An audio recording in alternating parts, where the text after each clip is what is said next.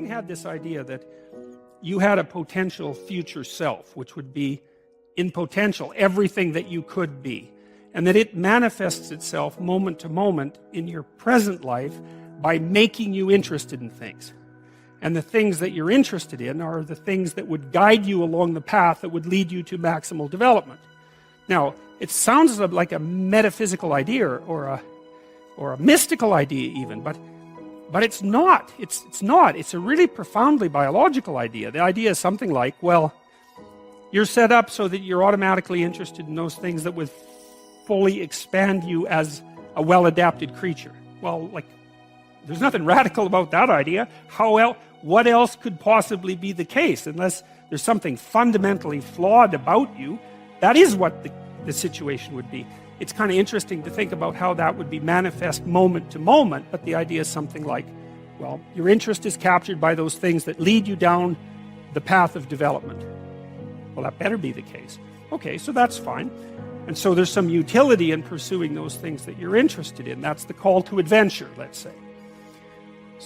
And the call to adventure takes you all sorts of places. Now, the problem with the call to adventure is, like, what the hell do you know? You might be interested in things that are kind of warped and bent. And often it's the case that when new parts of people manifest themselves and grip their interests, say, they do it very badly and shoddily. And so you stumble around like an idiot when you try to do something new. That's why the fool is the precursor to the savior from the symbolic perspectives, because you have to be a fool before you can be a master. And if you're not willing to be a fool, then you can't be a master. So you're gonna, it's an error-ridden process. And that's also laid out in the Old Testament stories, because the first thing that happens to all these patriarchal figures when God kicks them out of their father's house when they're like 84 is that they run into all sorts of trouble, and some of it's social and some of it's natural and some of it's a consequence of their own moral inadequacy. So they're fools. But the thing that's so interesting is that despite the fact that they're fools, they're still supposed to go on the adventure, and that they're capable of learning enough as a consequence of moving forward on the adventure so that they straighten themselves out across time. And so it's something like this. So this circumambulation that Jung talked about was this continual, we'll return to this continual circling in some sense of who you could be. You might notice, for example, that there are themes in your life. You know, when you go back across your experiences, you see you kind of have your typical experience that sort of repeats itself. And there might be variation on it, like a musical theme, but it's like you're circling yourself and getting closer to yourself as you move across time. That's the circumambulation. Now, you remember that for a sec, because we'll go back to it. Okay, so imagine that something glimmers before you. It's an interest that's dawning, and you decide, well, first of all, you're paralyzed. You think, well, how do I know if I should pursue that? It's probably a stupid idea. And the proper response to that is, you're right, it probably is a stupid idea, because almost all ideas are stupid. And so the probability that as you move forward on your adventure that you're going to get it right the first time is zero. It's just not going to happen.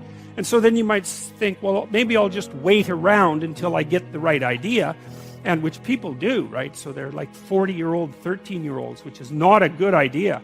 And so they wait around until it's waiting for Godot, until they finally got it right. But the problem is you're too stupid to know when you've got it right. So waiting around isn't going to help, because even if the perfect opportunity manifested itself to you in your incomplete form, the probability that you would recognize it as the perfect opportunity is zero. You might even think it's the worst possible idea that you've ever heard of anywhere. Highly likely.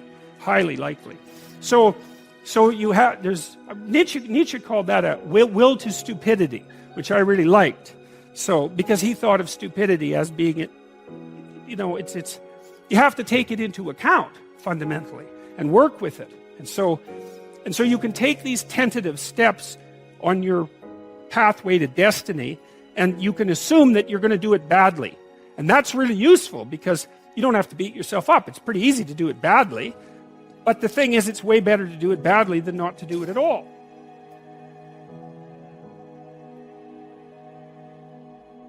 Okay, so you start your path and you think that you're heading, you know, towards your star.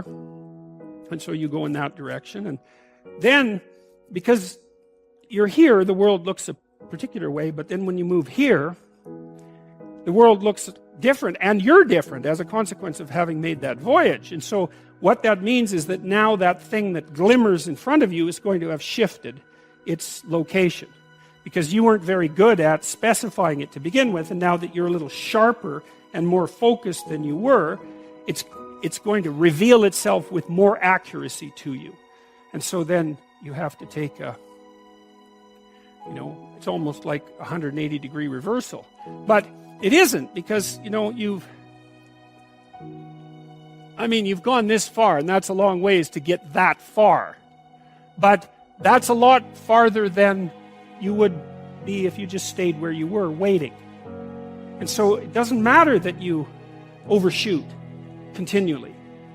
Because as you overshoot, even if you don't learn what you should have done, you're going to continually learn what you shouldn't keep doing.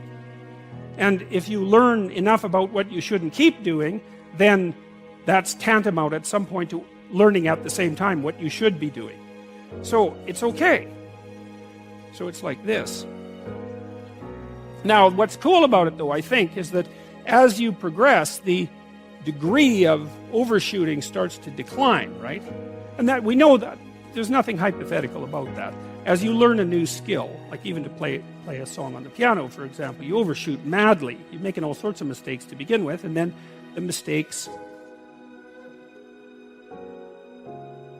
they disappear. There's a great TED Talk, I think it was, about this guy set up a really advanced computational recording system in his home and recorded every single utterance his young child made while learning to speak. And then he put together the child's attempts to say certain phonemes and put them in a list, and you can hear the child deviating madly to begin with, and then after hundreds and hundreds of repetitions just zeroing right in on the exact phoneme.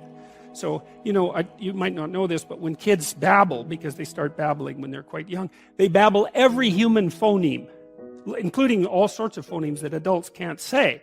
And then they die into their language, so that after they learn, say, English, then there's all sorts of phonemes they can no longer hear or pronounce. But to begin with, it's all there, which is really quite interesting. But so as they learn a particular language, they zero in on the proper way to pronounce that, and their errors minimize. And every time you learn something, that's how it is. And that's really useful to know too, because it means that it's okay to wander around stupidly before you fix your destination.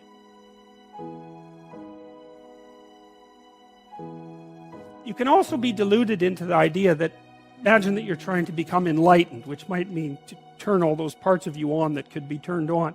You think, well, that's just a linear pathway uphill. It's just from one success to another. No, it's not. It's like, here you are, and you're not doing too badly, and the first step is a complete bloody catastrophe. It's worse. And then maybe you can pull yourself together, and you hit a new plateau, and then that crumbles and shakes, and bang, it's worse again. And so, because part of the reason that people don't become enlightened is because it's punctuated by intermittent deserts, essentially, by intermittent catastrophes. And if you don't know that, well, then you're basically screwed.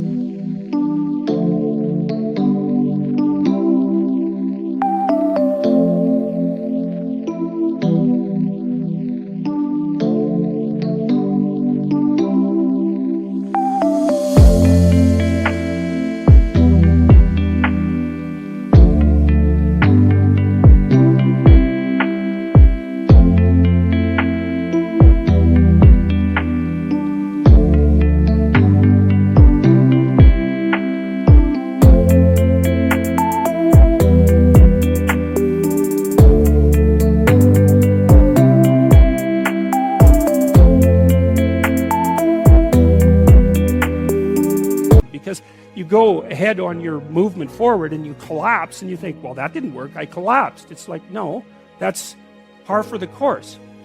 It's not indication that you failed, it's just indication that it's really hard.